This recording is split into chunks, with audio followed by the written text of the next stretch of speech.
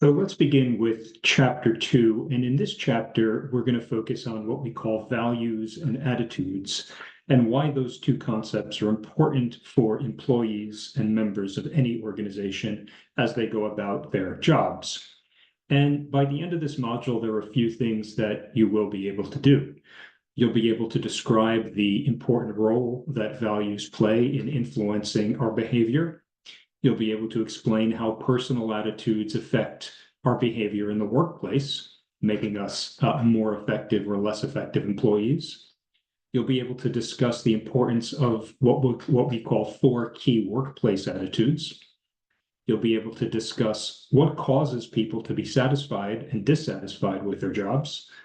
You'll be able to describe work-related outcomes, things that happen on the job that are positive when we're more satisfied with our jobs. And finally, you'll be able to practically apply the content in this chapter in real life situations, either now or in the future when you might be managers, leaders, or coaches on your own. So I'll just start off by saying sometimes we ask the question, what makes people tick? Have you ever heard that expression? What makes him tick? What makes her tick? And when we use this expression, we're usually referring to a person's value system, what they believe in, what motivates them, etc.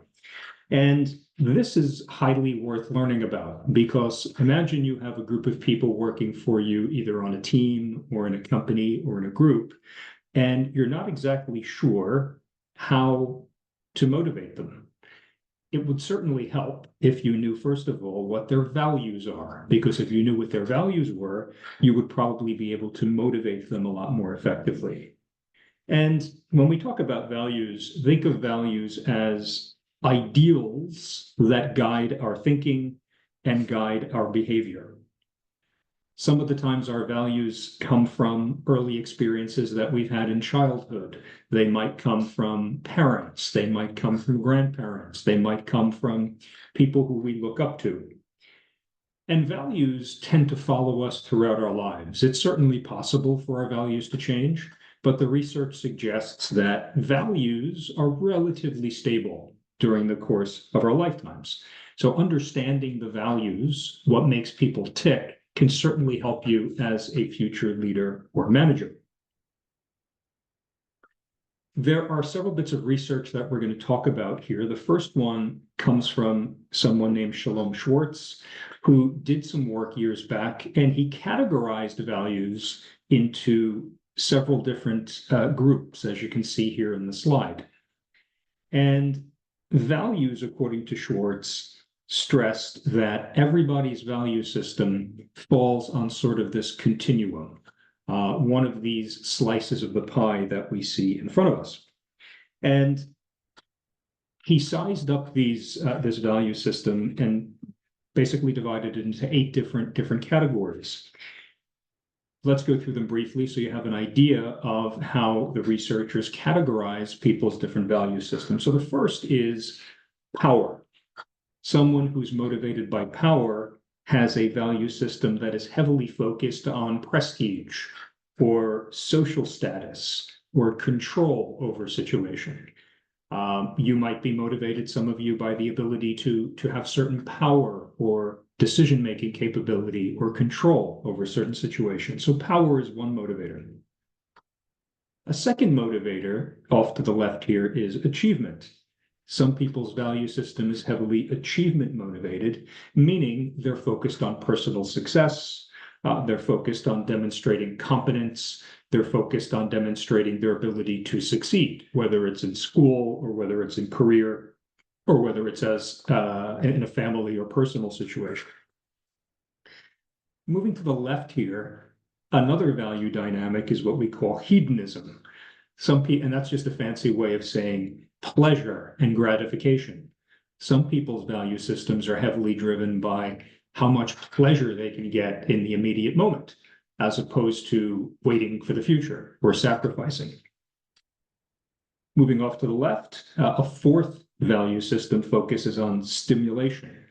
Stimulation being something new, Do you know anyone who might be motivated by always doing something exciting, or always taking a big risk, or always doing something completely new or challenging? And this is something that guides certain people's value systems as well. Others are motivated more by what we call self-direction, the ability to do what they want independently, the ability to create something on their own, the ability to be free from people telling them what to do. And so that is also another piece of the value system. Off to the right here, universalism is another characteristic of some value systems.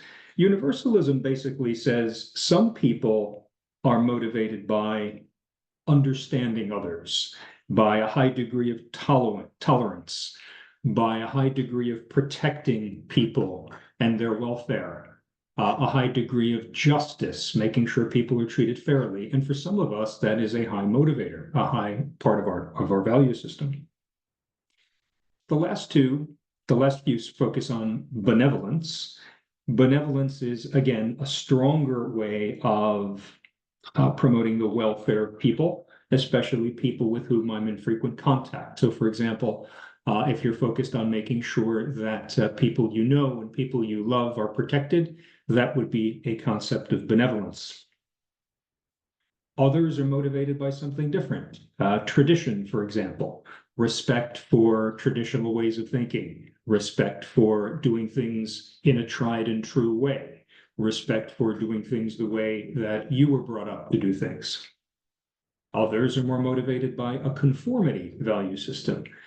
Conformity focuses on keeping the peace, not rocking the boat too much, making sure people are getting along, not standing out or causing conflict. And then finally, other people are motivated on a value system way by what we call security, safety, harmony, again, making sure everything is stable and not upsetting things too much. So these are different components of what we call the value system. Obviously, not everyone shares all of these, but many of us do share several. But value theory suggests that these are the principal ways that you can categorize somebody's values. Hopefully now you have a richer vocabulary for being able to describe values, as opposed to just saying that person has good or bad values. You can distinguish among all of these different types of values when you think about people who work for you, or people you work for, or people within your teams, families, and groups. Now, I think it goes without saying, but I'll say it anyway, that across different cultures, sometimes different priorities are given to these different values. And I'll give you an example from my own experience. So in the United States, part of our value system is, generally speaking, very much focused on self-reliance, independence, being able to do things ourselves in a self-directed manner up in this part of the circle. Another aspect of our culture, if I may, in the US, is openness to change. So we are pretty much open to new things, generally speaking. We're not so much tradition-oriented, and we tend to be much more open to ideas, to criticisms, to discussions, to debates, and new ways of doing things. Now, this is very, very different from one country that I worked in for several years of my career, Japan. And in that culture, generally speaking, there are different aspects of the value system that are considered healthy compared to the US. For example, one aspect of the value system in Japan is remaining closer to tradition, not upsetting the apple cart too much, as they say, not trying new things so frequently, but they tend to place a greater value on tradition.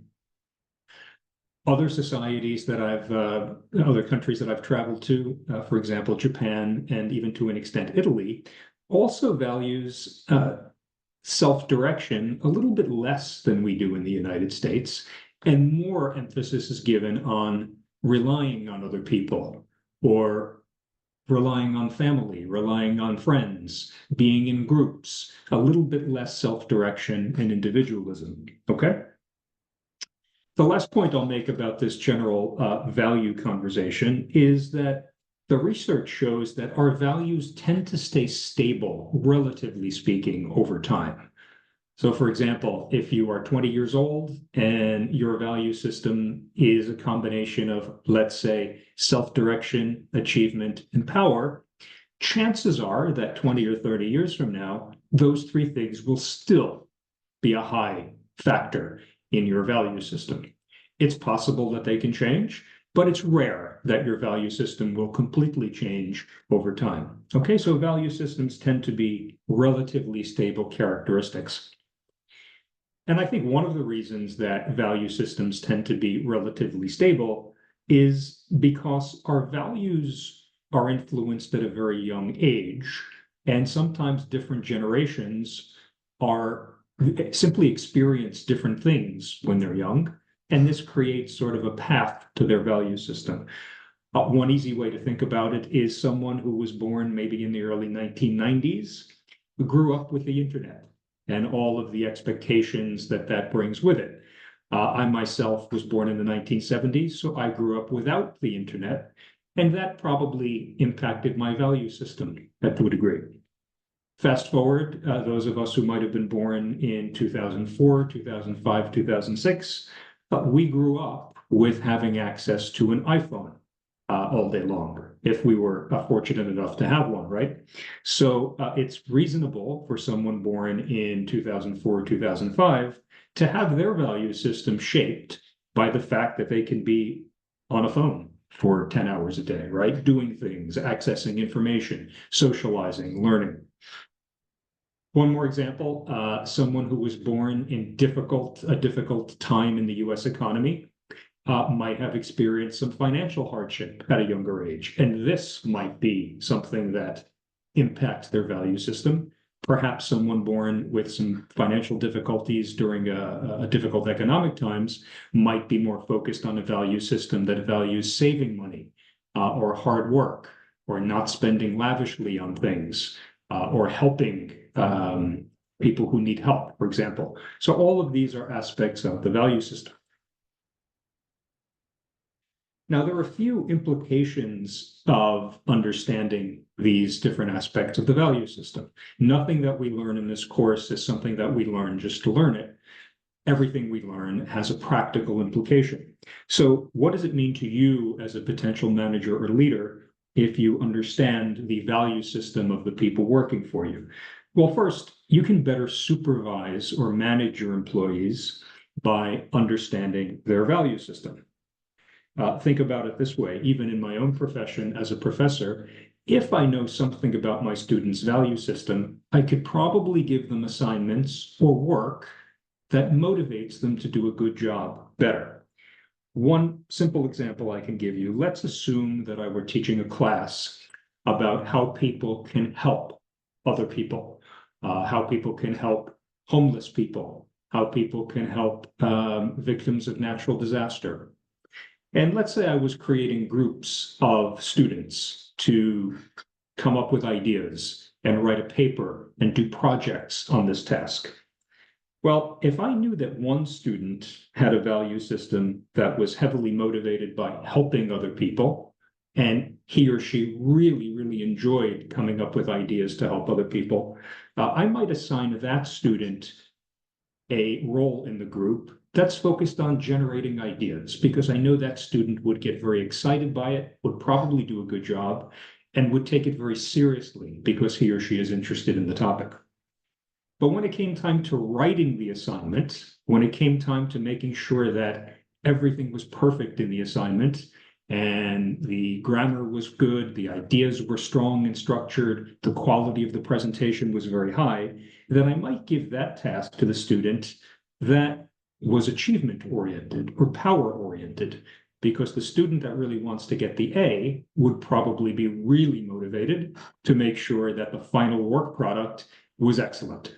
Right? So I might give that student the task of making sure that the final project looked perfect, read perfectly, and was very, very well presented. So if I know the value system of different students, I can probably assign them tasks that are in line with their value system.